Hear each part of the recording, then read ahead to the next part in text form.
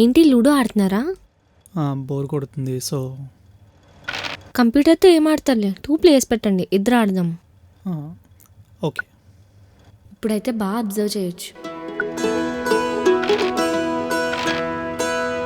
Rules తెలుసు కదా. హా,